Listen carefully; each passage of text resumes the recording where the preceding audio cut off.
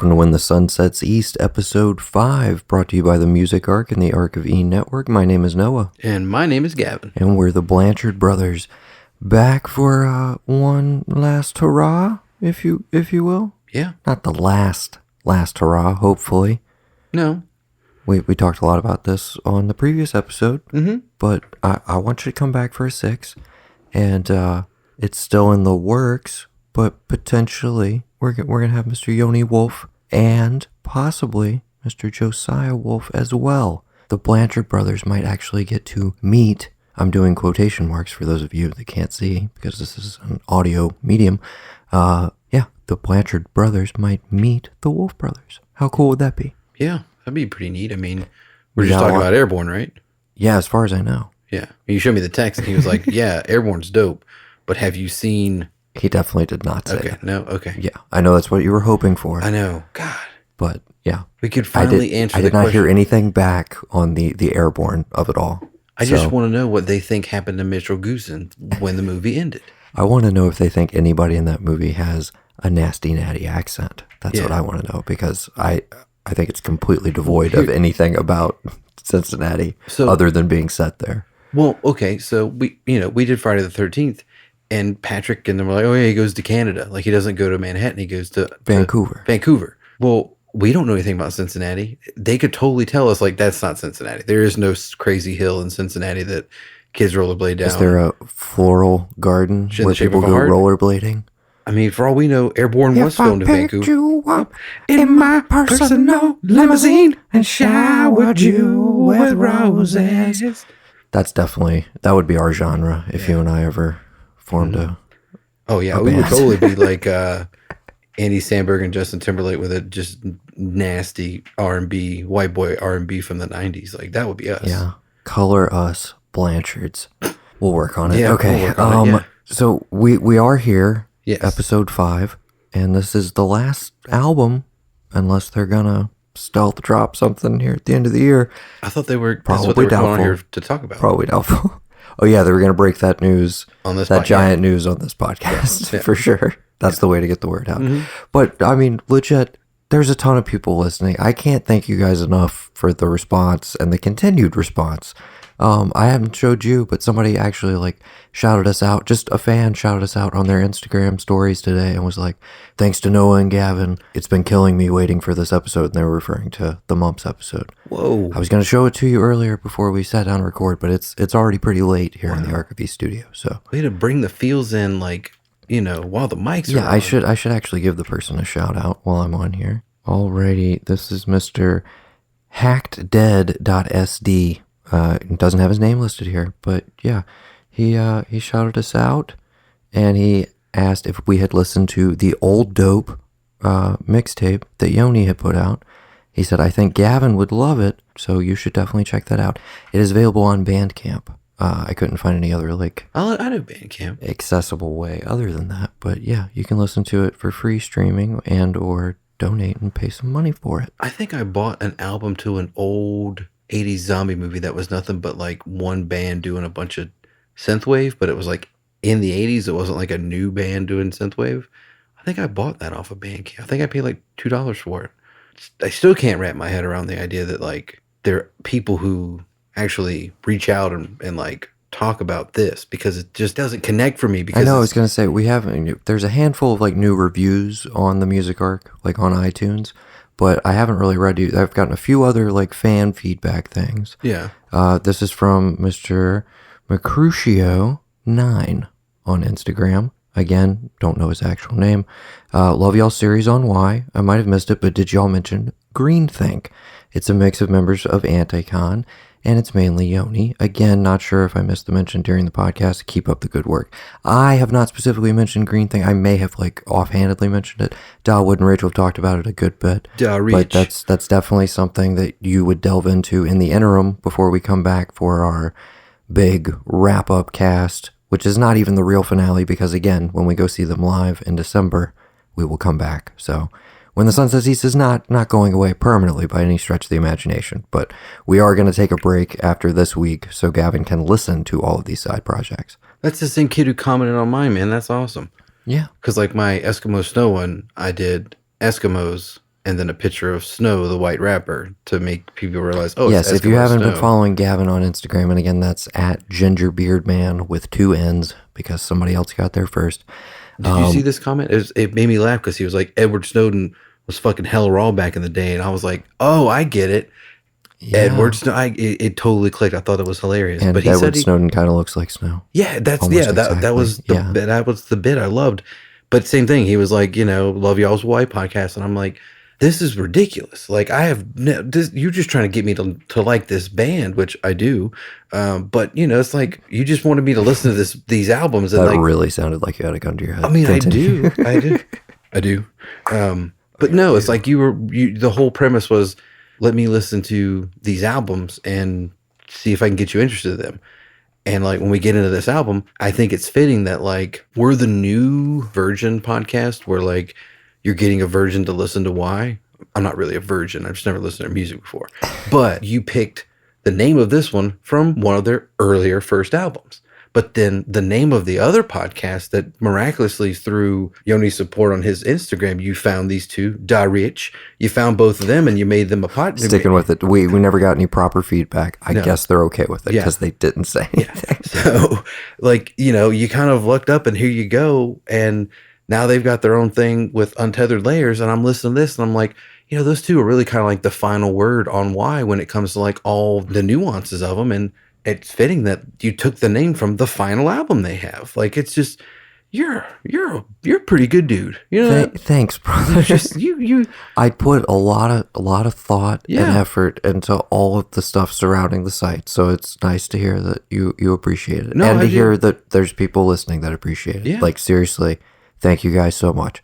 So I just wanted to say up front, while this is the last album, this is not the last When the Sun Sets East. We will be back in some way, shape, or form not too long from now. So don't freak out when it doesn't show up next week, but there might be something going on the Untethered Layers side.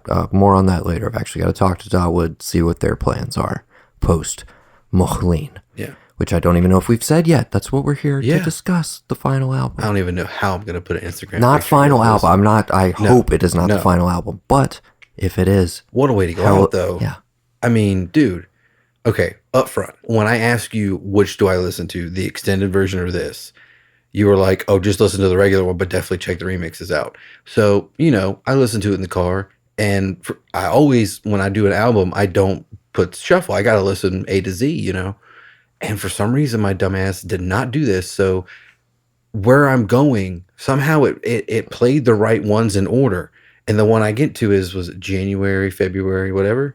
January, February, March. Yeah. Yes. So it says that that's the right number playing, the right name of the song, but I don't see that it's a remix. And I'm like, oh my fucking God, this is amazing. This is where we got to?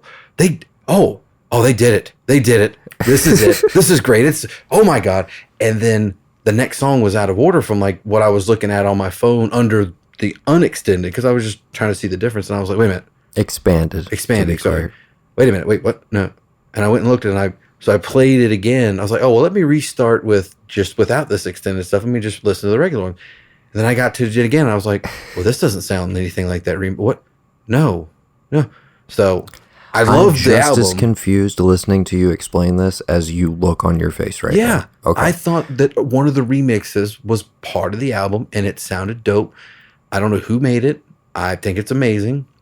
The whole album is amazing. We can definitely talk about the expanded tracks after we go through the traditional track by track, if you want to. It's just that one I want to talk about, but yeah. Okay. That's the only one you like. Did you listen to the other remixes? Yeah, I know. I mean, I listened to all of the expanded thing, but that one just like reached out and grabbed me, and I was like, whoa, what is this, dude? Like this is what I thought we were building towards. And it's not that like the whole album isn't dope. I mean, by far, I don't know, man. I'm still keeping mums up there, but we can talk about this thing and we'll see if this can dethrone it. But I don't know. Okay. So let's just jump right into it. All right. Headphones on. All right. Fine. Snapping them for effect. You think that picked Did up? that hurt your ears? Probably. Okay. As long as it picked up. All right. Track 1, This Old King.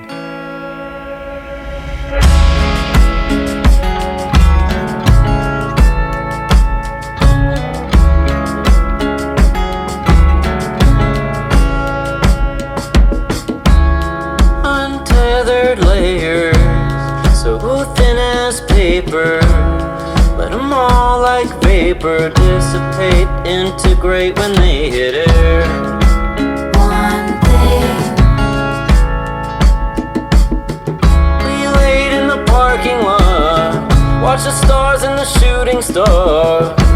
We know who we are from beyond to the veiled intention between ourselves. There is no other, only this, there is no other.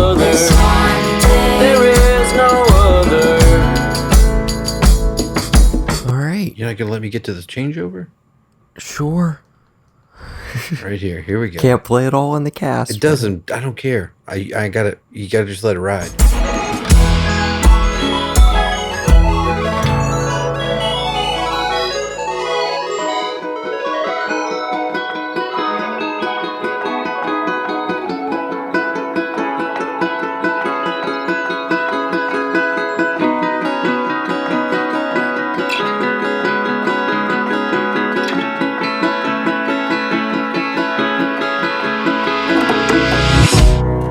Living in slow-mo, daily follow natural law,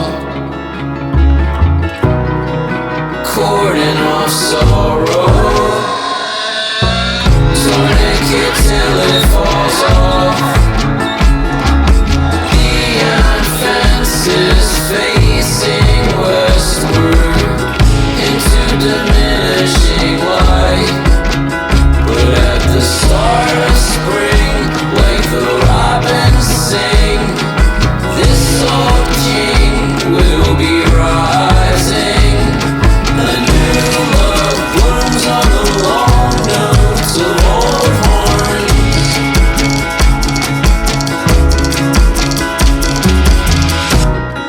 This is up there with what is the one? Again, I don't know names. I've been just cramming all these in when I can. I'll eventually get to the point where I know them. But what is the one that like it kind of comes in with that drum tempo? It might have been on Eskimo Snow, or it might have been on Alopecia. I can't remember. You got. I mean, I have no you have to idea. help me more. It might have even been the it intro. comes in with that drum tempo. It's like like it switches from one. It's just a complete switch in the middle of the song, and I'm like, holy shit! Like it blew my mind. It's probably on. It's on one of these other podcasts. We've talked about it, but this is harkens to that, and I was just like, I'm looking at it thinking, okay, we've transitioned songs, but no, we're still. The big one you talked about with that was Jonathan's Hope, the opener on That. Mumps, etc. Yeah, Yeah. the changeover at the end of that. That's Oh yeah. Last episode. What am I thinking? Yeah. What are you thinking? I don't want to say that it sounds like anything else, but when I got here, I asked you when it was recorded because there's a few times in here, just vaguely, that I'm like, that's a Bon Iver shit. I just hear a little twinge of a song. I hear a twinge of like a guitar or a steel guitar or something. And I'm like, that's Bon Iver shit. I dig it. Like I'm going to go ahead and say it here, Noah. Super collab, dude. Let's get Yoni on the lyrics, Justin on the sick music. The and Vernon Wolf connection. Yeah, there we go, dude. I see what you're saying. Yeah. I can definitely see that. I think it sounds substantially different. It does. No, but that's it's not. I would take that as a compliment. I can see what you're saying. If that's your gateway into this one, like I support it. I support that. Yeah. Do you want to do it just one more time? Yeah. What do I do? Did you listen to the previous episode? Be honest. Have you listened to it? The yet? one we did together? Mumps, etc. Yes. Yeah. Did you listen to it like yet? the first 10 minutes? I don't like to hear myself talk. Dude, you're killing me. But I put so much special stuff in there. You did? Come on. Oh, I'm man. listening to it on the way back. Totally. Not going to help us right now. But what did you put? Give me a teaser. What you got in there that I should be like listening out for? I pulled in your audio drop for you, man. What? I don't love in the playground. Oh my God, you did? I can't. I was waiting for a text. Like, you didn't say a fucking word. Dude, and I was just I wonder if he's even listened to it, because I thought that would at least solicit some sort of reaction. No, because I was like, I mean, I've been listening to this a bunch. Business Wars just started a daily thing. I got to figure out what. Enough with the business wars, man. Dude, come on, man. Nah, it's fine. It's whatever. It's fascinating. Okay. I got too many on my list as it is. Yeah. So. Okay. But no, but there was just a twinge in this, and there's several throughout the first part of the album that I'm like, it just reminds me of latent parts of the last Bon Iver album with just the way the music is arranged and sound. It's not an indictment. It's not a rip-off comment or anything like that. It's like, it kind of pulls me in that direction of like, I get that feel, that swell, because there's that piece of music. It's arranged, it's done right there at that moment. And I get like, oh shit. Like it's like another hit while you're in the middle of like, in the feeling of what you're listening to. It's a weird thing to explain. It's like when you hear, Gotcha. I don't know. I can't really. It's like when you hear any steel guitar in any song, you're always going to go back to Midnight in Montgomery. Like you're just always going to go back to that, or like some other country song that you love. But you hear that slow steel guitar whine out, and you're like, I like this. There's nothing wrong with this. This is fucking beautiful, you know. And that's just where I went a couple times in these songs until, you know. Then I got into the remix, and I was like, oh, this is amazing, and so. Want to go with the next one? Next track? Or you got something? Did you want to say something about the opener? That was great. People, man. You said it. God, you said it all. Okay, yeah, you said it all, brother. That's a Forrest Gump reference right there. If people really enjoy these little insights into Gavin's brain and his thought process, you can look forward to more of that because he'll be hosting the next run of episodes on the Music Ark, whatever they may be. It might be You've Got to Be Smithing Me. It might be The 30. I feel like something else is called The 30. We might need to work on that. Yeah. And we might resurrect, or he might resurrect what I learned from, and I assume I will be the guest on that, as was the case for the first 4 episodes. So, I mean, I'm just saying, if people really, you know, if you're going to miss having that in your life, if you're going to miss having the Gavin, how the fuck did we get to Midnight in Montgomery? How did we get to that from this old king? I'm fascinated. Fascinated. Start talking about steel guitar? What the what are we? Where are we? I'm so disoriented already. But obviously, I get the main thing I wanted to ask you, and you kind of articulated it, but coming right off of Mumps, etc., going into this, does it sound from the jump like, whoa? Like, I'm talking from the opening chords where you immediately, like, this has a different vibe to it. Yeah, no, totally. That was like, you know, because we talked about how Months was kind of like you know, all this other stuff was in the past. It's more, not necessarily an acceptance, but it's like, you know, whatever it is, I still got these, you know, I can still drop these dope ass lyrics and this awesome music with my band behind me or by myself. And this just kind of has a more like, I don't want to say reflective, because what's the jump between Mumps and this? Mumps is 2012, and this releases in 2017, last year. One thing I can finally say is that just like most other bands I've talked about, I appreciate that every album does not sound like the last. Mm-hmm. And it sounds like there is a general progression that the length of time not recording has added to the skill set of knowing when to layer stuff, knowing how to have the ladies' vocals come up when it is, how to, you know, just songwriting and song production as well. Like it feels like it's grown from listening to Elephant Eyelash and you being like, listen to this. And all I heard was, it's kind of like indie hip hop and maybe some rock and roll, you know, like, okay. And then to now I'm like, I don't know where you put this in the music section. I feel like it's even more undefinable, except under the banner of indie rock, like I've said, you know, which can encompass many, many different things. But I agree with you. I mean, as accomplished as the production is on all of the albums, but I feel like from Alopecia forward, we talk about the transitions a lot and just all the elements, the layering, etc. But this one, from the jump, for me, I was just like, you can tell it's been puzzled over and like everything is in its exact right place. And it's not like so pristine that like it feels sterile. I'm talking really abstractly about it at this point. But because it still has this like openness to it. That's the thing I noticed from the get-go with this old king, is it sounds like way more expansive than anything else has. It has a wide open feel to it. And I don't know if you've seen it, but I should definitely also, I should have played it for you right now. I ruined the moment again, but it wouldn't really play that well on my phone.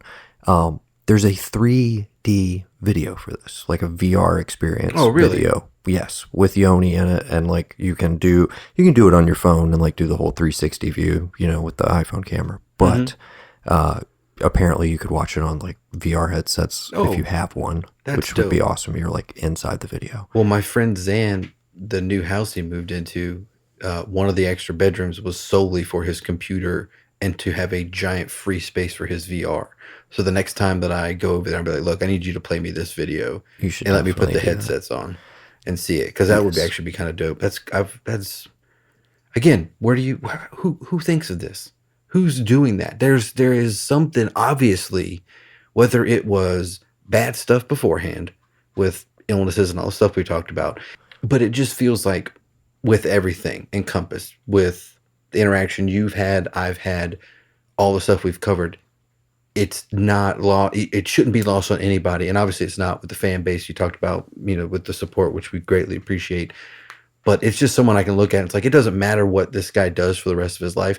You can tell just by listening to this and the progression of these albums, there's something inside of him that's that creative fire, itch, spark, whatever you want to call it. That's like, it may move in different directions, but it always seems to come out and manifest itself in a new and interesting way that you're not just like, oh, it's just Yoni Wolf doing this thing again. Who cares? Like, it's always interesting. It's always like pulling you along. It's always evolving. Yeah, there you go. Is that your Vincent Price impression? No, that was not my Vincent Price. We'll save that for October. I'm going to say one last thing. Already ruined the transition. Go ahead. Yeah, perfect. So you talk about like how it sounds, just the sound when you first hear it, and just like it's all kind of Very distinct. Like I'm tempted to say 3, but like kind of 2-part structure to the song too. I like absolutely love. It's a lengthy opener compared to some of the other ones. Again, I'm on record as These Hands is my favorite, but I said, I might feel differently. This Old King, I believe, is at this point my most played song on Spotify, like period. I think it's my number 1 because when I discovered this album, because like I said, while I had been into them and I dug Alopecia, I had like come around on Eskimo Snow, still not like totally on board with Mumps and Elephant Eyelash. I didn't know Moh Lhean had come out because they hadn't been on my radar for the moment. And it wasn't until I started like actively looking for what are some of the big releases this year that I may have missed or just things I would be interested in, because we were about midway through the year and I was trying to like start working towards the top 10. And so I caught it a couple months after it had come out and proceeded to listen to it like nonstop pretty much for the rest of the year. And as of this point, it may even like outnumber Alopecia in terms of full listens. Yeah.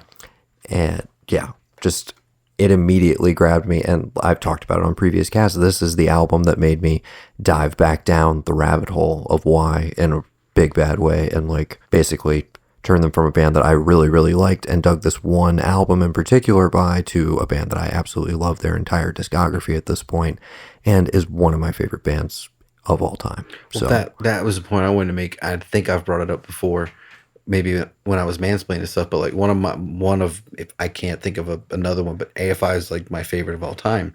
But when the album that I basically found them on as a completely new different sound that kind of set up the next trajectory of where their next like 4 albums was going to go, they had a lot of behind the scenes stuff. And one of the things that they had was the fact that they had never had a full studio that each one of them could go record their own parts of each song and have it put together. It was always everything's played live. Yeah, normally. we have to get studio time. We have to go in, we set up, we play, we record, we mix and master, we release. And they had a bit where the lead singer was putting up posters. He's like, these are just for information when I try to hit the vocals and stuff. And they're like, oh, this, so you're going to the studio. And he's like, well, I've never had my own booth to go record in because it's always been, we got to go play live in that. And I don't know. And I mean, I'm pretty sure I probably should have been listening to Untethered Layers too, but I don't know if the studios in which they recorded these in have been the same home studio the entire time. Kind of like how Robert Rodriguez shoots all of his stuff at Troublemaker. Shout out to Rodriguez Revisited. We're back, baby. Or if it's like a new place each time with maybe more different instruments, more updated technology. I don't know what it is, but it just seems like there's always a progression that everything gets better. I would love it if it was just all in the same studio, but it's just the talent, which does increase, but it's just like the know-how and all that is what's making it better. I'm just curious as to like the different recordings of each one of these, where they're at, what they're doing in This terms one, of if the I'm production. not mistaken, is Josiah's basement studio, which has been set up for a couple of years. I actually recently re-listened to an episode of The Wandering Wolf where Josiah, I guess, is the first one where it's just him. Like, he's on a couple times prior, but this is just the brothers sitting down. And I think that studio has like just then recently been set up, and that's like 2015-ish. So I think Moh Lhean is in the workings, but they're coming off of the Golden Tickets EP, which is something we can talk about, where you would probably actually really be interested in this one. And it's a quick listen. I think it's like 17 minutes. But he took like fans from social media. I don't know if it was specifically Facebook or what in general, but basically wrote songs based off of the fans and like their social media profiles and stuff. That's dope. From what I understand. And there's some gems on there, dude. You should definitely check it out. But that's the Golden Tickets EP. So that comes out between Mumps and this. So it's not like it was just completely dormant time. And of course, he was doing side projects and like guesting on other people's stuff. Oh, yeah, because he had to put all the tickets in that chocolate to sell. And like if you were a fan, you bought a bar and you had the ticket, he wrote the song about you, right? Yes. That's how it went, right? Yeah. I mean, there's no earthly way of knowing how he did it. I can right? show you the cover, which definitely has a Willy Wonka-esque vibe to it. You don't do Snapchat, but it was on the other night when I was watching Mom and Dad's house. And I totally got down on Snapchat and just kind of did the whole speech he was doing while it's playing behind me on AMC. But I'm doing like the whole crazy Gene Wilder. I missed that. Yeah. Yeah. Should have saved it. Oh, well. Okay. Let's go to the next song. Song number 2. Yeah. Proactive evolution. That, the That transition was the that we joke. stepped on. God, that was the joke we stepped on. Like 5 minutes ago. Shit. Last cast, man. Yeah. They can't all be gems, people. No, they can't. They can't all be as great as the Mumps episode that Gavin can't even be bothered to listen to. Oh, I'm going to listen. I'm going to listen to it. You'll have a full-fledged phone call while I'm driving home. Proactive evolution.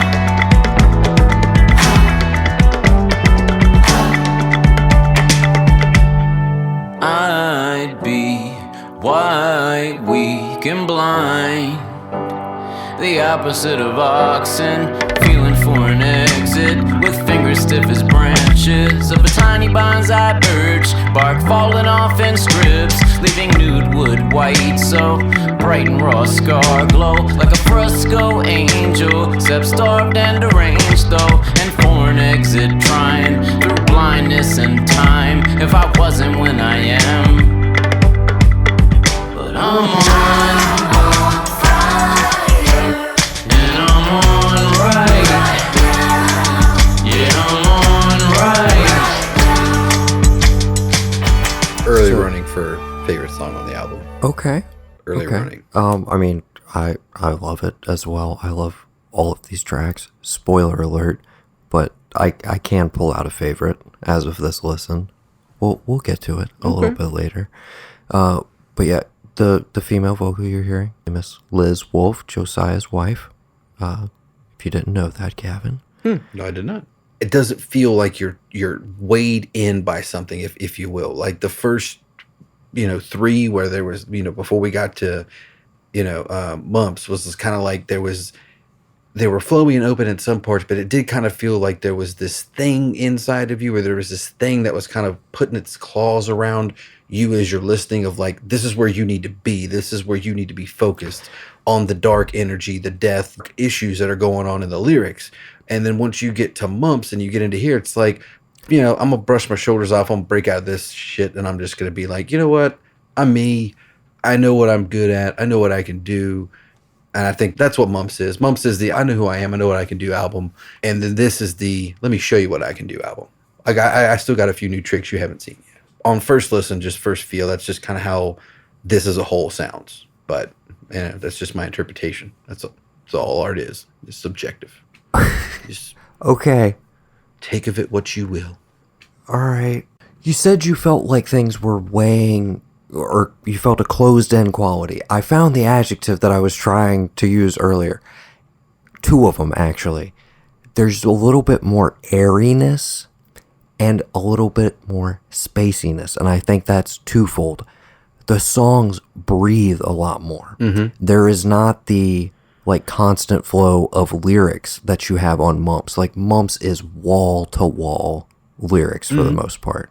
Like songs that just like go on, and that's not like they go on and on. It's like they go on, and they keep like building and blowing you away.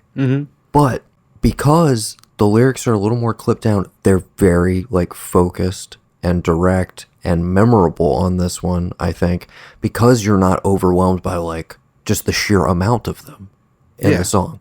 And because of the more airy, spacey instrumental sections, we'll talk a little bit more about instrumental tracks in just a bit. But it's such a pleasant experience. How many times have you been through this one? 3 times.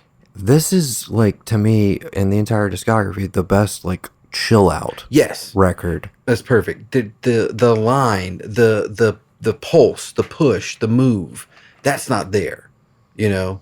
It's like all those other albums are like It's more relaxed and it's more confident, and it's like all those other albums are confident may not be the right word, because there's a certain confidence to like just throwing all of this shit at you and being very upfront. Yeah. And, you know, not shy at all.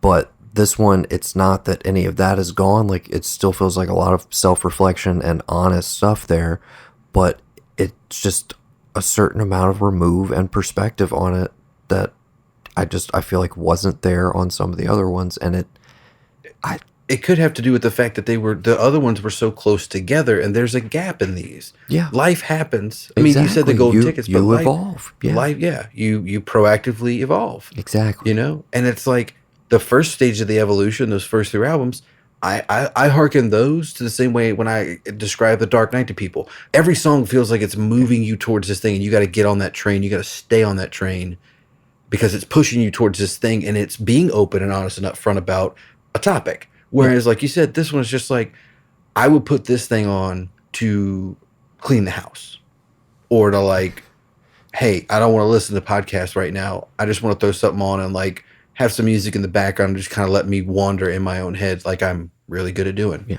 You know? While we're still talking about evolution, I'm gonna break up the track by track. We've totally stopped it dead, essentially. Yeah. I teased this on a previous cast, and I was waiting till we at least got here to finally talk to you about my 5-finger theory concerning why. Okay. Okay? There's a lot of hand imagery throughout the discography. Yoni's had a broken hand at one point, so it shows up in the lyrics a lot. A lot of the album artwork features hands. Okay? These hands.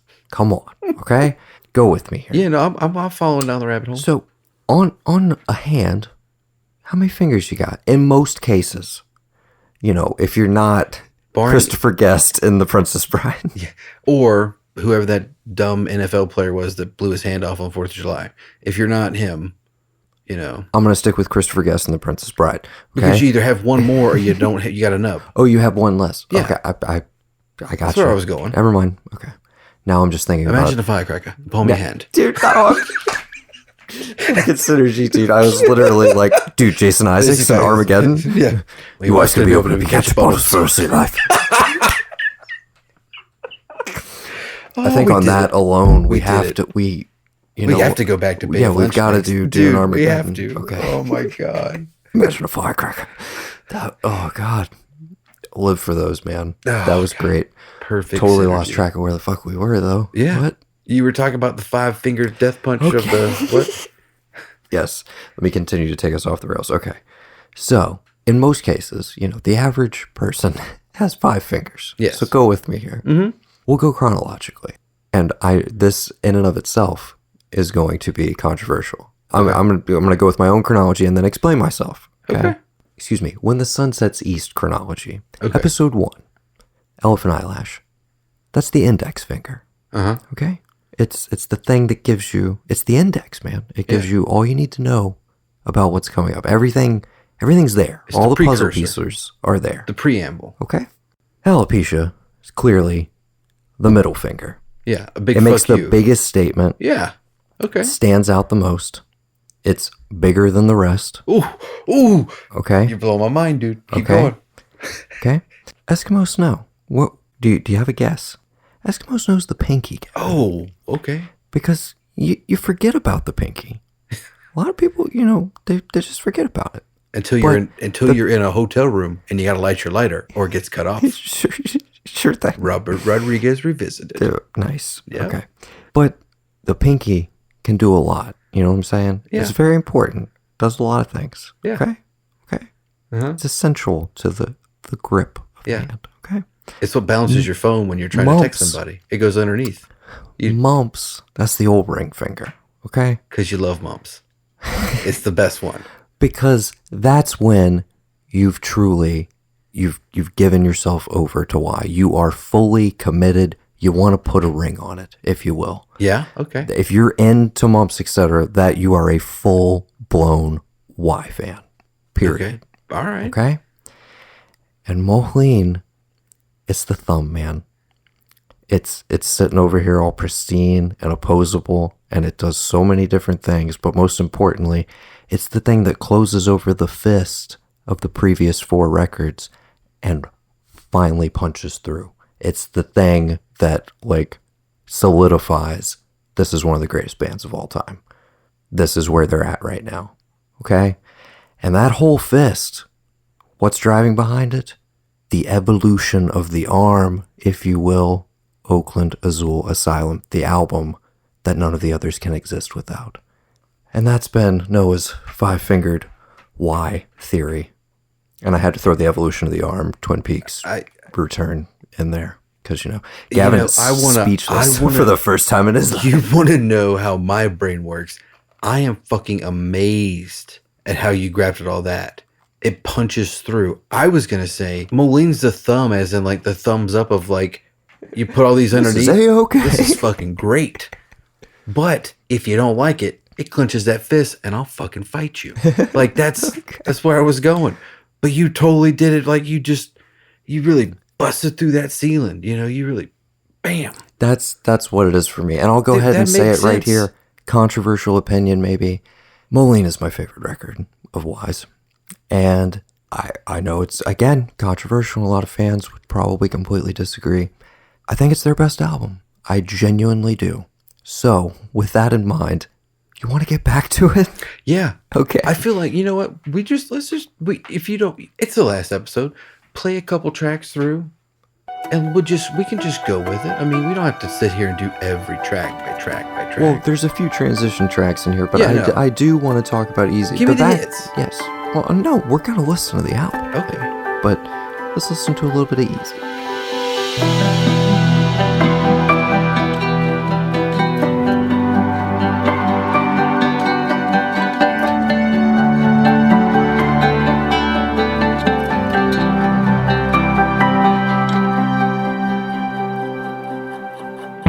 I'll go anywhere easy, New York or to the news. Approach slow, cavalry, like a frontline soldier who's lost home many years ago. I know I put a swollen hand on the Bible. Yeah, I know I lost my only hand in Chicago. But I'm with you when the Dunlop blew on the interstate, and you're stuck in Indiana a second day, on your way back to Cincy for winter break. I put you in a mantra, meditate, 'cause we got history. And it's no mystery. Breathe in and out and go easy. You heard this, T. I don't know that you've gotten to Untethered Layers yet, but they're going to be split into 2 parts. A note on that. There is a part 2 coming where they're going to do their own track by track and specific song discussion, but they had to cut their recording session short. Part 1's up right now. But one of the things they do mention, and I've managed to not say it so far, but I'm gonna say it now. Easy is a fucking gorgeous song. Yes. Gorgeous is one of the easiest words to apply to this album. It is, to me, again, just beautiful and melodic, and it sounds weird because normally this is like a put down, but it's so easy listening, man. Yeah. There's some dark tones to it here and there, but overall there's a hopefulness to it and a lightness that I feel like you get the lightness on Mumps a little bit, but it comes more through in the lyricism and a little bit more of the comedy factor. I don't think this is a funny album or necessarily has like the witticisms that you're used to, maybe necessarily. But that's also an evolution in and of itself to me. The song writing itself is just so substantial to me. Again, the lyrics are not nearly as verbose as some of the earlier albums, but they get so much across. I feel like I could have thrown you into this. I mean, I was yelling at you to like listen to this album for consideration for your top 10 last year, et cetera, et cetera. But I feel like also coming to it with a little bit of the baggage, if you will, of the previous albums, or at least knowledge of them, and now you've been through all of them multiple times before you got to this one, there's a certain amount of just emotional weight lifted or catharsis of just hearing that like he seems like he's really like in a good place now, like, more than maybe he ever has been before, and it just like comfortable in his own skin in a way that, you know, he seems like he's kind of always struggled with here and there. And I don't know, I got so emotional listening to it because also it was tied in with just when it caught me in the year. I mean, 2017 was pretty insane as a whole. I mean, so was 2016. So was 2018. That's what it feels like now. And this album in particular, and another album that cropped up on my top 10, or two more albums actually, Future Islands, most recent record, The Far Field, and Broken Social Scene. Both those three records altogether basically like got me through 2017. They're just like, they're the perfect antidote to like just all the shittiness surrounding you. It's just like they're not escapist. They're just like, they reinforce a certain sense of like just hopefulness throughout them. That's the vibe I get from those three records. And yeah, I think that's why I go back to this one constantly, because it just feels good. It makes me feel good. So yeah, I mean, it works because, and I feel like you hit on a thing there that I know those three did it for you, but most of the stuff that I listened to last year was kind of escapist stuff. I feel like that's why everybody's kind of riding the synthwave stuff now, that they want to go back to that old time. I don't feel like in any way like directly related to that or trying to offer commentary on the world, but just by virtue of being what it is, like it, you know, it's like if he can get to this place in his life, like, you know, maybe we all can. Yeah, because I mean, we all haven't come through that last 3 or 4 albums of stuff to deal with. Essentially, it's like, yes, we all live in this world. We're all, you know, citizens of this world, you know, as humans on this earth. I have happened to go through maybe more than some of you have, and I'm good. I'm still here. I'm good with it. I'm rolling with it. I'm taking it as it comes. If I can do it, you can do it. One foot in front of the other. Okay, let's put one foot in front of the other and keep working our way through the album. Let's get back on track with the track by track. January, February, March. And we'll just go ahead and transition, at least in the room, straight into One Mississippi. Works for me. Give it up.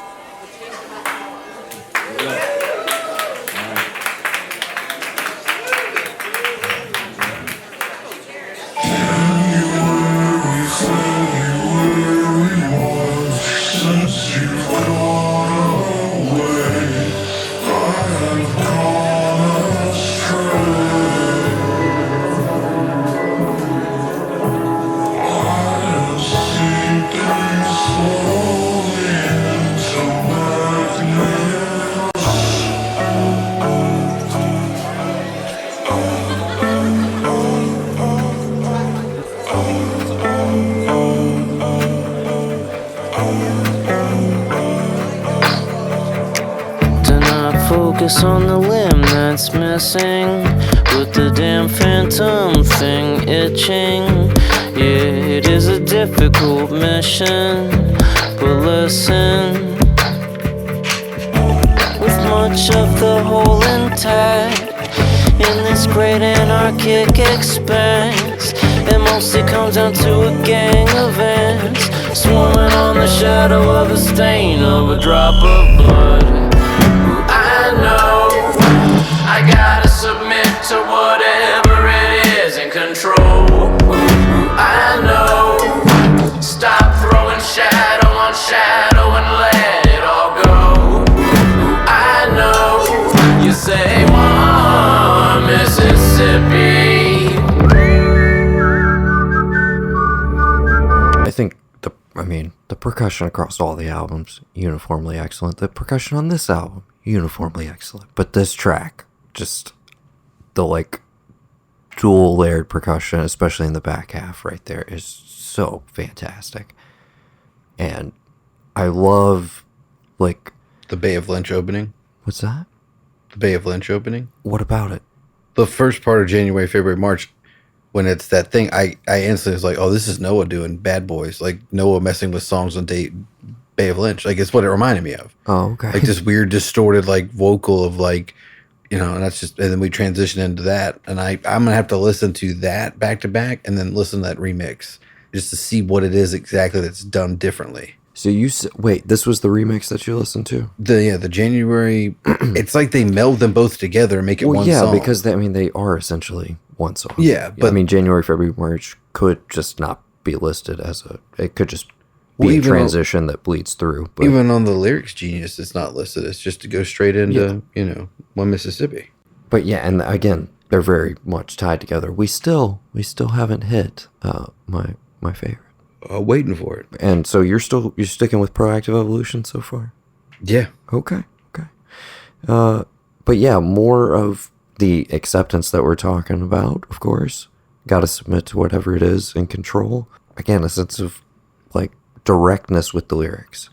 And the constantly rising from and falling into flame.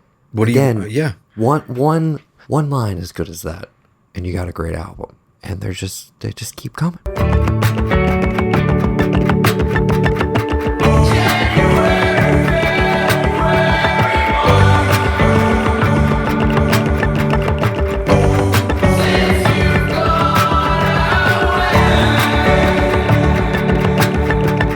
Constantly rising from and falling into flame. My body knows more than I can form with my brain. And with the roar from the deepest core cave, cut a coils, old spoiled ways. Just keep coming. Okay. So, I always revert to you from Christmas time, but you got Jose Feliciano, you got no complaints. So that's just what I'm going to start saying when it's, hey, if this is here, you're good. what did I watch with Buscemi? Oh, fucking... I love that. I'm like, what did I watch with Buscemi? And the movie is The Big Lebowski. Like, why that's where I went to it. But yeah, the other night it was like just got to throw on a comedy you've seen a billion times, and it was either going to be Jay and Silent Bob Strike Back or Big Lebowski, and Veronica picked Big Lebowski, and that's what we went with. And so that was like my 50-something time watching that movie. It's my second favorite comedy of all time. What's your number one? Dr. Strangelove, or How I Learned to Stop Worrying and Love the Bomb. Oh, okay. If we do an episode 6, it's going to be called Oakland Azul Asylum, or How I Learned to Stop Worrying and Love Why, or The Evolution of the Arm. Let us know what you think is better, right? Yeah, The Ark at gmail.com. I'm still stuck on The Evolution of the Arm. The idea that the forearm is I all really the wish side I had just project like up into the taken albums. a video of your face like You should right have. after I finished that, because you seriously were dead silent for a solid 30 seconds where I was like, did I break Gavin? Yeah. Did I break him? See, that's the way to stop with all the antics back and forth. Just drop some like batshit crazy shit on me and let me try and figure it out.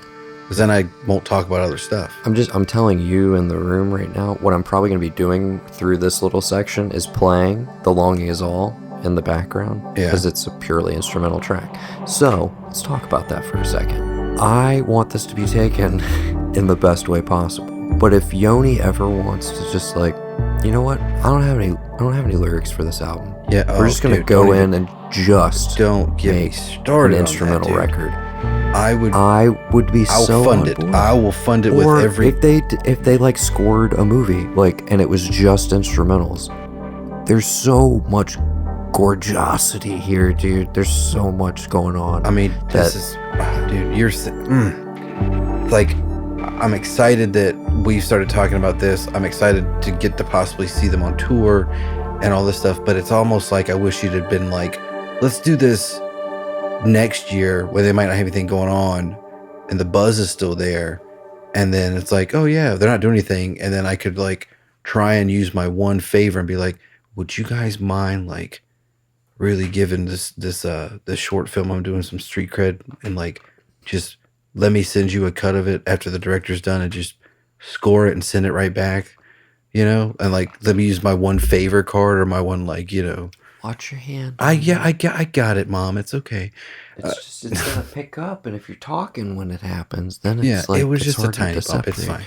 You're making more work for Nate, man. Yep. Be careful. What's up, Nate? Hey Nate, how you doing? Heard you're on board for the next little side project we got going on. I don't know if it's gonna be you got to be smithing me or this is Radio Clash or All right, I'm gonna Division out, of Joy. I don't know. I'm gonna out Nate because this was like I was probably meant to just be a private joke between me and him. But when I told him about you got to be smithing me, his response was, "Oh, that hot button issue, the Smiths." As if like, yeah, that's where the numbers are, guys. Definitely start talking about the Smiths. Did we notice? Oh god, I laughed really hard, but I Yeah. didn't want to tell you that Nate is until we were on mic. if you don't know Nate is fucking hilarious. Yes. So Yes.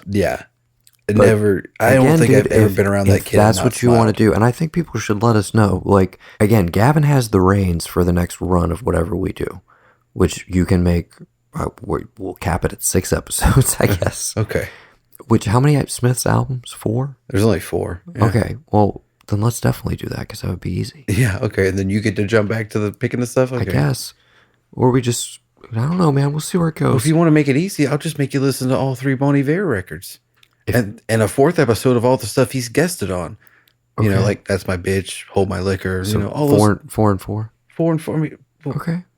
But I get to go in between. This is what Matt and Pat are doing over on the movie art. Yeah. They're going 1 for 1, and they're pretty much in equal numbers. So, yeah. Okay. So I've done. So you can 6 do of these Smiths. We'll do Smiths next. things. Okay. Then I'll come up with something. I've got no ideas. I'll come up with something, and then we'll come back for... Maybe by the time that we come back, there'll be another Bon Iver record out, and I can just be like, "Well, here you go. There you go." Okay. Be great. So Bon Iver second after this. Logical progression. Ben Folds. Why? The Smiths. Bon Iver. What are you gonna do? What? I don't know. Okay, I'm gonna throw it out there right now. I will not listen to Jethro Tull. Okay, That's your one veto? him and Ted Nugent. Can't listen. Can't do it. Meatloaf, I'm all right with, but Ted Nugent and Jethro Tull, I will not listen to. And There's some people who just think that Jethro Tull is just some guy in a band. Who is Jethro Tull? see, Udo Kier, dude. Udo? we gotta go back to Bay of Lynch. That was a solid pull. I wasn't even thinking that, Yeah, man. dude. I'm always thinking Armageddon. It's always up there. Which, you know what's crazy? What Laura is crazy? Palmer's mom Grace Zabriskie. played Dottie in Armageddon. Yes, The wife. She did. Yeah. I'm not even kidding, dude. She's great. Love Grace Zabriskie.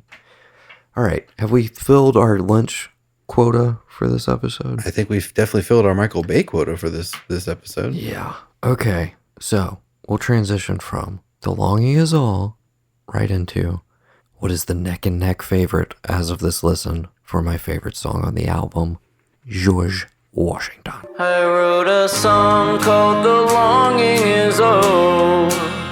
Instead of calling you, I'd hope that it'd solve me.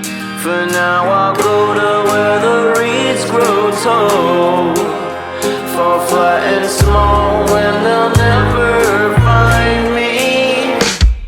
But when it swells on me, I'll press into it and push a little closer.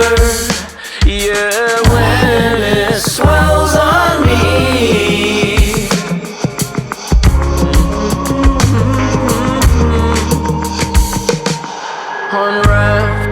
Chasing dusk, chasing light at the edge of night. Paddling for land, hand on heart and heart in hand. Start again, George Washington. Yeah, this is close for my like second. Just some of my favorite lines in the entire album, but for me, it's all about this section coming up right here, brother.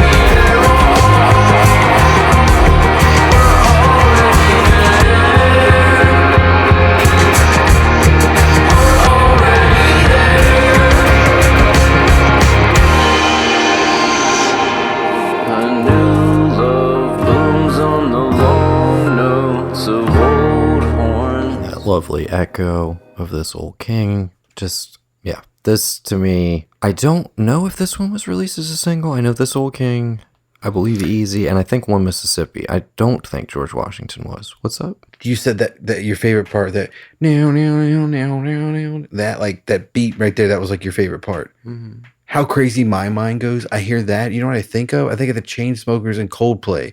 I Want Something Just Like This.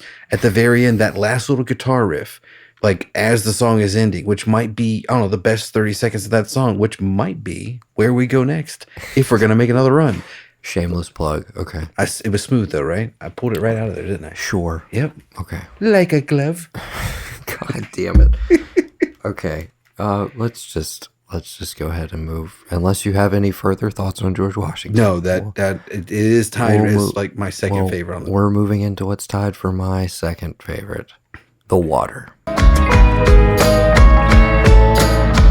After the hospital, we head to the shore. I fill up the raft, yeah, you cover your cast with plastic bags.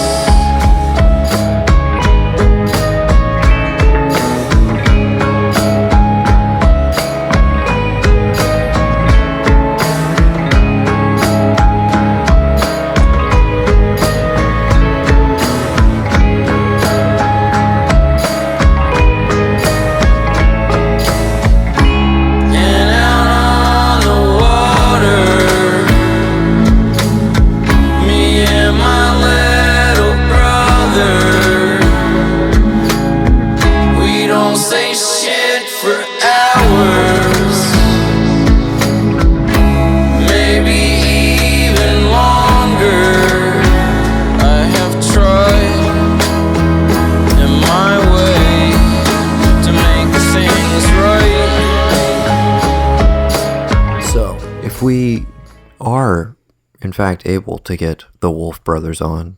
Probably one of the first questions I want to ask is going to be about this song. We're not talking. No, we're just talking about Airborne. I want to ask a couple questions. Oh, just okay. Maybe three. Maybe we don't air that though. Maybe that's just for us. You know what I'm saying? Yeah. And the rest of the conversation is all about Airborne. Okay. Okay. But I'm curious because specifically because of the lyric, me and my little brother. Is he writing from Josiah's perspective? Mm-hmm. Or did Josiah like co-pen the song?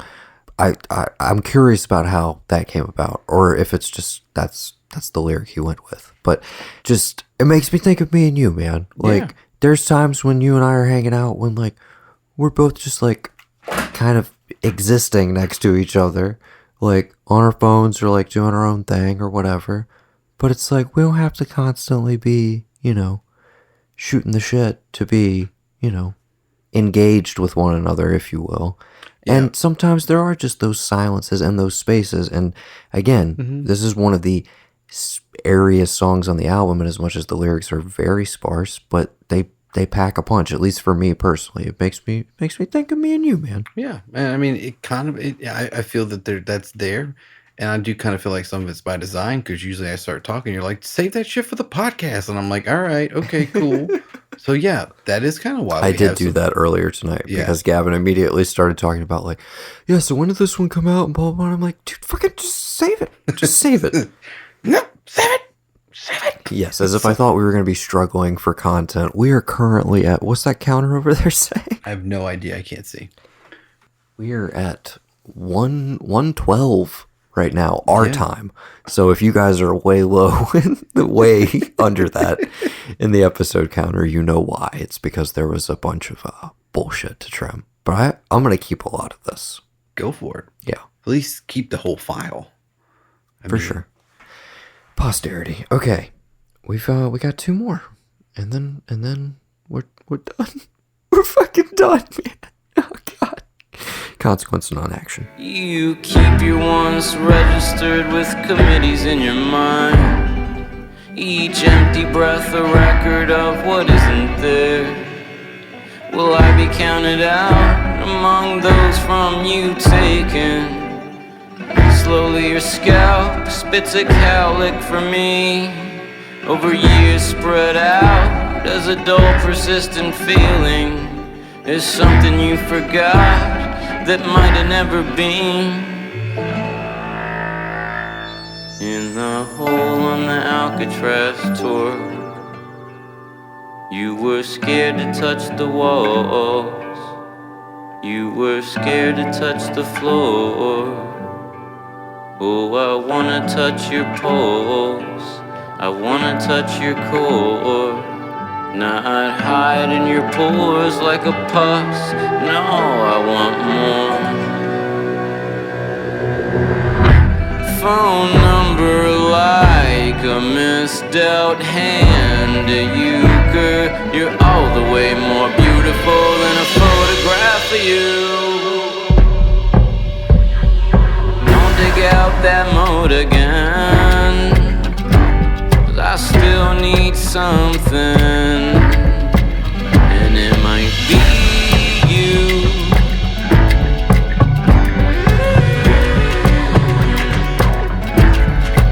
Don't dig out that mode again. Don't dig it out. Don't dig out that mode again. Don't dig out. Now's the part Bruh. where you tell me that, hey, this reminds me of In Yeah. No, actually, you know what it reminds me of? or any song on. No, it reminds me of Chow Yun Fat from Hard Boiled. Every time some cop dies, I gotta play too. Yeah, but that's like the terrible. Tequila. That's like the terrible like Australian dub of that. But no, Yeah, reminds me but of that. It does I've- remind me of Bon Iver, and it also reminds me of Snake Eyes. Snake Eyes. The movie, the No, no, G.I. Joe song. character. Oh, Trouble? Trouble, Snake Eyes. Yeah, Yes. Snake David Eyes. Is Lynch's this a song by Trouble? son. Yes, all 2 songs of theirs. for sure. Yeah, that's just what it reminds me of. I We've mean, been dropping stuff. it left and right. Goddamn. We're letting it all hang out. It's the last episode. For sure. After midnight, we go. Okay, It is. We're not gonna it is finish that. well after midnight. But yeah, no, I had to play the back half of that because I knew that would be one of your favorite it sections. is. That And that's the thing. If I could pick that section up and just expand, there's so many parts of this album. I was like, give me this and this and this, expand them all from where they are. So give me just that part, that piece, run it out another 30 seconds. Just let me hear it. Just keep what we're going. That's Okay. what I want. You know Okay. it's there. It's got to be there on the cutting room floor somewhere. yeah, You for know, sure. that's the one thing I don't think a lot of people think about. You know, you get all these nice packages of albums, you know, whatever you listen to. This isn't, this is the final cut. There are so many other drafts ahead of you. Yeah, and know? I mean, if it was cut to the bone, to me, it doesn't feel that way. It is the shortest record, but there's something to be said for like Shortest record, longest podcast. these sweet spot 33 to like 38 minute albums. There's been a lot of them recently for me personally. Speaking of our mixer, master, editor, Nate, All Get Out's most recent record, Nobody Likes a Quitter, is like right in the sweet spot of, I believe, like 37 or 38 minutes. And it's like perfect drive time. Like it gets in, it gets out, makes a statement, and sticks with you. And it's so re-listenable, partly because it's so digestible. Yeah. But at the same time, this one, I don't know about you, it doesn't feel slight to me at all. It feels very substantial, even given that it does have a shorter runtime than the other other albums that Well, I we've think if discussed. anything is trimmed from it as it's getting to us, there's so many different tethered layers all put together that like Look at you, man. yeah, I'm trying to. I mean, I really am. But like, there's enough that if you had to trim anything, if any fat was trimmed from a song, if any part was taken out or whatever, the way it's produced, the way it's arranged, there is enough in there to, like you said, expand it, open it up, but it doesn't detract from it in any way. It almost like anything you can do to this is just going to enhance it. And it's weird that, most of the podcasts I listen to are an hour long, and I don't think about the fact that it's gone, especially when I do it in one trip, usually when I'm leaving here. But like, I think it's because it would come back around after 30 minutes. I'd be like, well, I already listened to this once. Like, I don't want to go through it again. But if I didn't have that, and I like somehow, I mean, and maybe there's some album out there that I don't know of that's done this, but it's almost like a giant time flow loop to where like the last song of it trails in and you're back to the beginning then, almost like a La Jetée 12 Monkeys kind of deal. You see the end and see the beginning all at once. Like, that would be dope, wouldn't it? Yeah. I'm I'm pretty sure that's somebody's done that. That's probably, yeah. There's a lot of music out there. Yeah. Okay. We got one track left. Are you okay? Are you all right? Let's do it. The Barely Blur. It's where we're going, man, into the Barely Blur beyond. But we'll be back. We'll be back. Yeah, you'll see us when the sun sets east. Hey, it's the podcast isn't over yet. Shut the fuck up.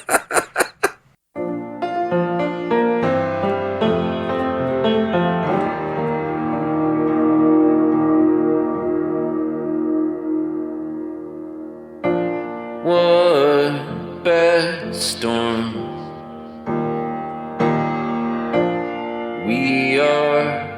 we're at, forced to figure for ourselves the barely blur beyond.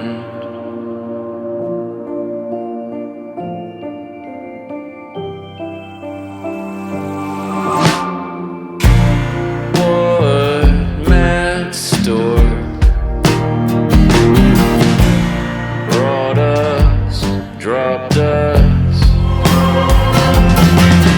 with no schematic and no map, where every perfect nest disintegrates.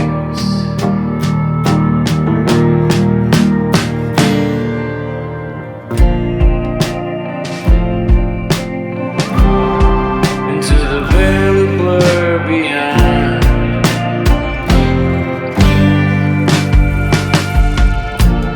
Hold on, what's going on?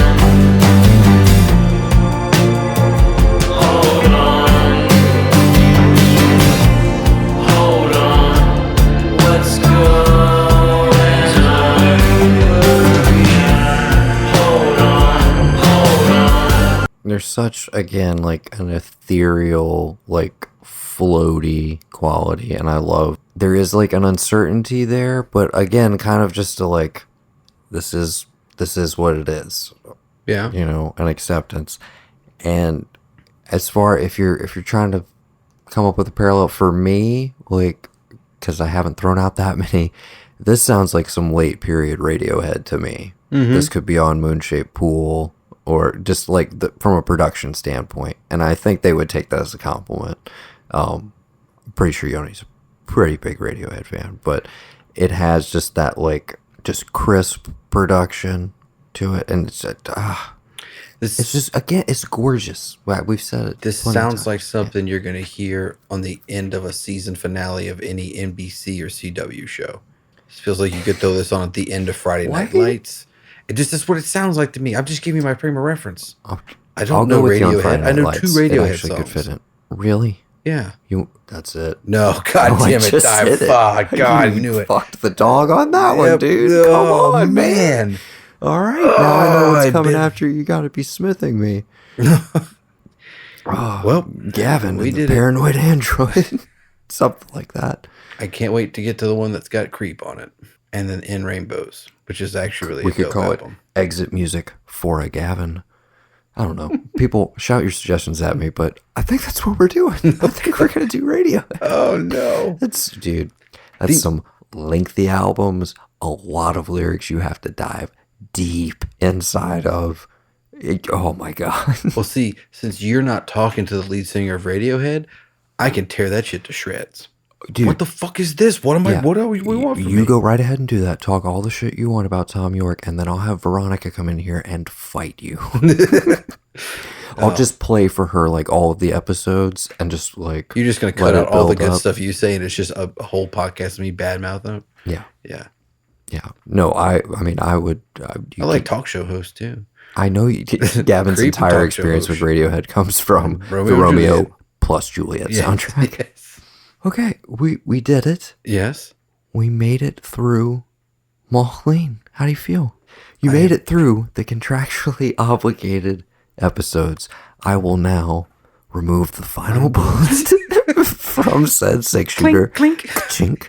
And, yeah, you're off the hook for right now. But if you don't come back within like a week or so we can record a finale and or record with Yoni and possibly Josiah, we're going to have an issue.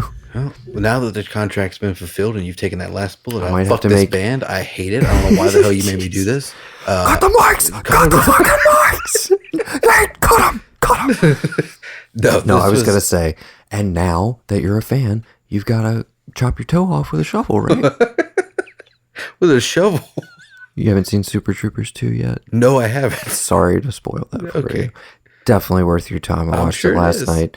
It's of course not as spectacular as the original. Few things are, but it's a love letter, dude. It's one of those like if you love the first one, you're gonna love it. Just getting to hang out with the guys again. Of course, it's so much fun. Go watch it. Is it just one quick question, and we can talk about it. We could talk about it in depth review, maybe something different to spice up the movie arc. Does it suffer from that you waited too long syndrome? Kind of like how Zoolander 2 was way too long after Zoolander 1. No. But Anchorman was almost like perfect right in there. No, not at all. To me, not at all, because it's so aware that it's been so long. Okay. They nailed it. Okay. For me, they nailed it. I'll definitely see it. Yes. But no, obviously, complete joke. If I just said, I'll shit talk Radiohead. I'll be honest with you. If I had shit to talk, I would have been doing it this entire time. Hand to God. I have never been forced into listening to anything in my life. But I said, you know what? No one wants me to do this, and I don't have a lot of extra cash, so I can't get him a good birthday present. I'll do it. That's what you're telling me now? No, yeah. So happy birthday. We're done. We'll see you. No, we're all square. Yep. And, no. I mean, honestly, if I had shit to talk, I would. But I can't. I mean, I can't. I think I've mentioned this before when I talk about how I really can't talk shit about movies because I don't make them. And I can't talk shit about musicians and music because I don't make them. And inherently, I don't know what is good and what isn't bad when it comes to stuff. I only know if something sounds terrible to somebody, if they don't agree with the lyrics, all that, that's whatever. That's all subjective. I came into this as this is something that this band will know really likes. And, I did torture him with a bunch of people I liked in high school. And from what I've heard of this little stuff, it's not bad. Let me just check it out. But whether I had it closed off that I just had to do this contractually, which I never did, I came into everything with an open mind of like, let's just see what's going on here. And honestly, I wouldn't necessarily say like, oh, I'm a huge Y fan. I need to get on every episode of Untethered Layers and tell him everything. I can pick out his voice. If it's playing randomly, I can just be part of the club now. It's like, why? That's a Y song. Like no one knows. Like what? Don't worry about it. It's just a song. I want to know where you're at when you would hear. Oh, okay. All right, never mind. Question's over. Fuck it, dude. Let's go bowling. Okay? That or like a sex store, or just some random place where you would be like, or it's somebody's iPod and not their it's music. I think let's come full circle, dude. We talked about how Big Trouble's like a little secret club movie, right? Yeah. They're like Big Trouble. Yes, we talked about that like on another podcast feed altogether. Yeah, exactly. Sure. Yeah. Well, this is what they are. They're big. Why is a Big Trouble in Little China club kind of? It's a handshake. It's a hand. That's what you say. Handshake. Band. Yeah. I almost thought you said hand job. I don't know why. Are you ready to ride out, brother? I In I that believe beautiful so. sunset? I want to say, because again, we're taking at least a week off. Thank you so much for everybody who has listened. I hope that there has been some other people who just randomly stumbled into this, people who were already listening to the Music Arc beforehand, who stuck around with us, maybe had never listened to Why before. I would love to hear from those people if there are Yeah. any of you out there. I know it seems like the majority of the listenership is their fans, which makes sense. But I'm curious if there's Are there anybody any who... other Gavins out there? Yeah, I'm curious if there's anybody who journeyed through episode by episode and like, what did you think as you went along? Did you tap out after one? Like, did you bail on the podcast? Are you using the podcast as a venue to listen to the albums and you're not listening to them independently? Like, I'm curious. So I'd love to hear from you. Again, I'll say it one more time, thearkofE@gmail.com. But you can also shout at me on Instagram at the Ark of E Network. Gavin is at Gingerbeardman with two N's. Don't forget the extra N. The person who has the one in hasn't even made a post.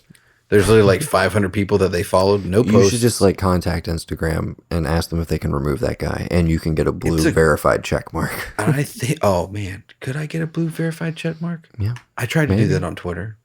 You should get Alex to do that on Twitter for the Ark of E. Yeah, we should get on that. Speaking of which, yes, you can also follow us on Twitter at the Ark of E, which is currently just the Instagram feed reposted because Alex, it's summertime and that's when Alex's job is at its height. So he'll be back eventually. They're still supposed to do that hook cast. I refuse to call it hookers until they have a better name. So yeah, that is coming eventually. Rodriguez Revisited is going to wrap up soon. Yeah. Bay of Lynch going to get resurrected. And then we'll have new stuff on the Music Arc, hopefully starting, we'll say 2 weeks from now. Yeah, you never know. We'll see. There'll be stuff on this feed. Stay tuned, people. Please don't go anywhere. Please stay subscribed. I got it. No, Please dude. stay subscribed. I got it. We do 3 intros in one episode for next week. Okay? You got to be Smith and Me, In Rainbows, or 30 Seconds. We record little tiny intros for each one, and then when they would be getting this on a Wednesday, they say, hey, of all those ideas, I want this one. And whatever comes next, comes next. Okay, no, I love this. Pitch session. Yes, It's essentially episode 0 for all of those series. Yes. So if we ever want... Okay, so that's what you can look forward to next week, guys. You can help us decide what we're going to do next. Yeah. That's perfect. A lot of rambling, some music clips. All right, so when you get back here on Sunday, you coming Sunday? Sunday morning? Yeah, Sunday, Bloody Sunday. I'll be here. We can do our own YouTube cast for all I care. I don't care. Yeah. Okay, no, so I like that. So we're not actually going anywhere next week. Change of plans. We will be back, just not with an episode of When the Sun Sets East. We'll be back with a little pitch session for what we're going to do next. So please stick around. Join us. Let us know what you think. And it's been so much fun, guys. Thank you to Gavin. Thank you, brother, for actually listening to all of these, putting in the time, driving down here to record. Thank you again to our editor, mixer, master, Mr. Nathan Hussey, for making everything sound so good. Thank you to Dawood and Rachel, who have been doing incredible work on Untethered Layers. I can't wait to hear your guys' Moh Lhean, which is dropping simultaneously. You can go listen to it right after this. And I can put it to bed if you want. I'm looking forward to seeing what they're going to do next. I was just trying to make sure I hit everything, but if you got it, you got it. Big respect to Darich. We appreciate your brethren. Like that. That's done. I'm not saying that word ever again. It's been a beautiful ride. It's a beautiful ride. I had to throw it in there. How many episodes have we had where we have not talked about Dewey Cox? It's been quite a while. Yeah. It's been a while. Okay. Nailed it, dude. I think this is the best one we've done. We'll see. I'm not going to say that out loud. We'll cut see that out, Nate, once I've edited it down. We'll see what happens. No, this has been a blast, though. Seriously. Thank you. Thanks to everybody. Well, I thank you for asking me, brother. You're very welcome, and I thank you for asking me to come on this journey with you. I had a blast. I'm dead serious. The gun's away, Gavin. It's in the It's in the nightstand, if you will. Well, in that case, Or don't under ever the pillow. fucking do this shit to me. Oh, God. I would love it if the end is just like, all right, I think, fuck, that's over. shove the mic over. You just hear a loud crash, door slams. We'll see you when the sun sets, guys. We'll see you. Oh my God. Oh, God. Oh, dude, if you'd have told me that beforehand, that would have been the perfect bit. It's perfect. The next list one we do, we get to like 9 or 8, and that happens, and we fight about it. I'll leave, and then the rest of the podcast is you just, well, Gavin's number 8 was this, and my number 8 was you just Really sitting here alone reading. shitty choice there. Yeah.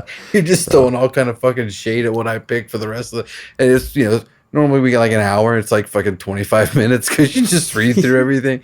All right, well, 25 minutes. Have a good one. I don't know if we're going to have another episode. Bye. Yeah. I mean, it starts to sound like those old TV Ark episodes that I did on Here and Now. It's just By me yourself slowly going again. insane. Yeah. In 20-minute increments. All right. Okay. Let's bring it on home. Okay. All right. You know what we didn't do? what's that? We didn't rate the album. Did we rate Mumps? We rated Mumps, right? Yes. You Yeah. gave it a 5. That's right. I ended up saying, fuck it. It's 5. Yeah. And you know what? I'm going to say it once again, unequivocally. Moh Lhean, my favorite Y album, my personal favorite, and in my opinion, the best Y record. I know for some people's perspective, it might not be wholly representative of what they do and what they're capable of. It maybe is more of a statement of where they are at right now. I know Dawood and Rachel are like, it's maybe a little early to say that it's a new classic, but for me, instant classic status. It's my favorite album of last year. I think, again, personal taste, everything being super subjective, I think you could make the case for like one of the 10 best albums of the 2010s. And Okay. You can 4.9, just because that remix wasn't on there. Like, that's part of the whole thing. Yeah. Maybe, and of course, we rambled so long that maybe we'll save some of the remix talk for our finale episode. Because that is totally fair game. If in your top tracks you want to be like, okay, I'm using January, February, March, 1 Mississippi, the remix. Yeah. Like, you can do that as a thing. I'll let that ride. Yeah, Okay. we definitely have to come back from that, like, in a minute, because I'm going to need, like, a good Oh, bit there's a lot to digest. So we'll give you some time. That'll work. And again, you can listen to some Untethered Layers episodes. They'll give you some. Their part 1 of their Moh Lhean episode, I heard a song that Yoni's on the late, great Brendan Alias Whitney's album. And I had never heard the song before, but Well Water Black, I don't know how it had escaped me. And it's like one of my favorite tracks I've ever heard of one. It's amazing. I was playing you a little bit of that before we started the cast. Oh, okay. Yeah, that's what that was. Our pregame music. I just wonder, like, how people ever figured out that, like, before you had the internet, how people did other stuff. Because, I mean, obviously I knew Justin Vernon with Bon Iver, but, like, had I not had the internet, I would not have known he'd have been on all the stuff with Kanye West, all the stuff with all the other little side projects and stuff he did. Gangs. You told me about Gangs. I was like, what? And Volcano Choir. Yeah. I was like, what the hell is this? So, I definitely feel like there's probably at least an episode or two other content we can do before I'll we get to a start working finale. on at least making you a playlist, or at least narrowing it down. Like, hey, focus on these, because I think you'll dig stuff off of these. Plug it, throw it up on Spotify or whatever. Yeah, I'll Just put one maybe together. go listen Again, to a that. lot of the early stuff is like not available on there directly. Yeah. Some of it's on Bandcamp, some of it's scattered around, some of it's if you don't own it, you don't have access to it. Like if you didn't buy a physical copy of it at some point. So yeah, I'll scour. We'll get you a playlist together. Dude. I got it. That's just drop the headphones. Stop dropping shit. That's what we do, man. What? If you want to talk music with these two, you tell them what stuff that isn't a Y album should Gavin go listen to, and then the episode is me having listened to it from the source, and I'm like, I give my response. Yes. Does that work for you? Does that sound like a good that idea? works for me. Sure, we Yeah. can ask him that. Just the idea that they'd be like, "We really want to know what you think about these." But I think people do at this point because you're like a little like a experiment, like I'm a little somebody now. I was gonna call you like a test tube, but that would sound weird. But yeah, no. Again, I thought it would be so interesting to begin with to get the virgin perspective, the again, I put myself at like a mid-range level fan in as much as I don't feel like I have the street cred of like, oh, I've been listening to him since fucking Oakland Zoo Asylum. I was on board from day one, dude. Like, what? Like, you don't fucking know. You don't know shit. I can't do that. But you could be. I mean, no one has to know that. Exactly. Cat's But out of the bag, I've but- been very upfront about like when I discovered what, and the fact that like it wasn't until last year, like, you know, right after hearing Moh Lhean, that I dove back through everything that I had not properly digested and got to the point where I was like, I'm going to make a fucking podcast about these guys. That's how much I love them. So, yeah. You're doing better than me. I haven't made anything about any of the bands that I love.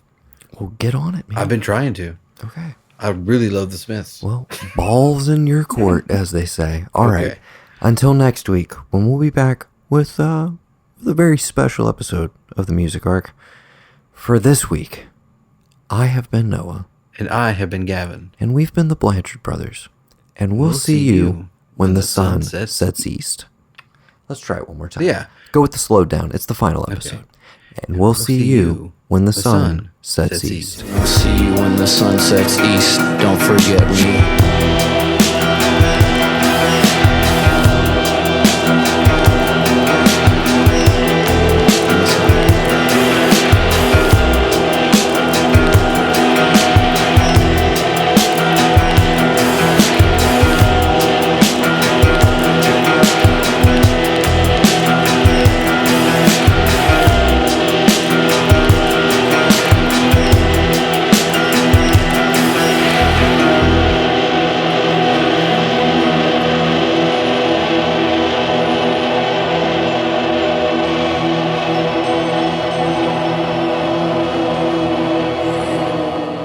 And we'll see you. Let's try and do it in unison. Okay. One. And we've been the Blanchard Brothers. And we'll see you when the sun. Say it how you're going to say it, and I'll And we'll follow see you when the sun sets east. Okay, ready? And we've been the Blanchard. No, you got to Okay. count me in. Okay. Jerk. I'm going to say the Blanchard Brothers thing. Though, so Okay. get your timing down. 1, 2, 3. And we've been the Blanchard Brothers. And we'll see you when the sun sets east. Good. Okay. Fair enough. But fuck it. We'll do it in post.